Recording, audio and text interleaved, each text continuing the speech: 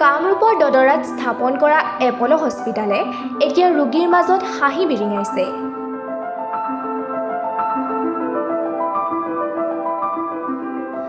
অসম তথা উত্তৰ পূৰ্বাঞ্চলৰ ৰোগীৰ সহায়ক হোৱাকৈ কামৰূপৰ দদৰাত চেন্নাই এপল' হস্পিটালৰ ইনফৰমেশ্যন চেণ্টাৰ নামেৰে এটা সহায়ক কেন্দ্ৰ স্থাপন কৰা হৈছিল।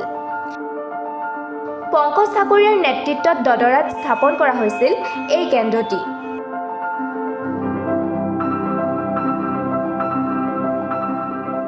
কেন্দ্ৰটি দদৰাত স্থাপন হোৱাত ৰোগীসকলে সন্তোষ লাভ কৰিছে।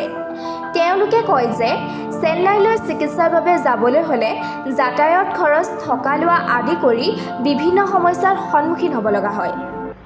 এয়াৰপৰ্টত যাব লাগিল আৰু তাত টকা পইচাৰ কথা আছে, ইয়াত সহায় সুবিধা হৈছে হোৱা। সেই ডক্টৰে আহিছিল? সেই ডক্টৰে আহিছিল, যিজনে অপাৰেশ্যন কৰিছিল তেখেতে আছে। এতিয়া তাৰমানে ইয়াতে চেণ্টাৰটো হয়, ভাল হৈছে আৰু সুবিধা হৈছে। চেকআপটো ইয়াতে কৰিব পাৰিছে? চেকআপটো ইয়াতে কৰিব পাৰিছে।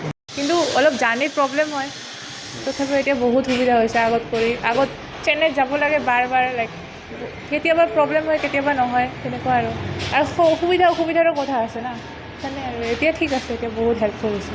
চেন্নাইত কৰি ইয়াত সুবিধা পাইছোঁ মানে জাৰ্ণিটো কম হয় আগত ফ্লাইটে যাব লাগিছিল, এতিয়া গাড়ী দি আহিলেও হয়, আৰু টকাটো কম পৰি আছে ফাইনেন্সিয়েলি, দেউতাৰ মানুহটো বেছি কষ্ট পোৱা নাই, সেইটোৱে আৰু ইয়াতকৈ আৰু বেছি।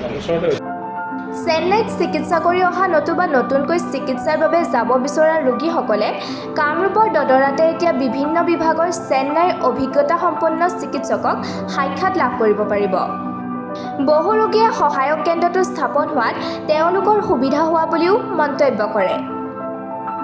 প্ৰতিটো সপ্তাহতে চেন্নাইৰ এপল' হস্পিটালৰ অভিজ্ঞতাসম্পন্ন চিকিৎসকক কামৰূপৰ দদৰাত সাক্ষাৎ কৰিবলৈ পাই ৰোগীসকলে সন্তোষ অনুভৱ কৰিছে। নিউজ ডেস্ক ৰিপৰ্ট, মাছমি নিউজ।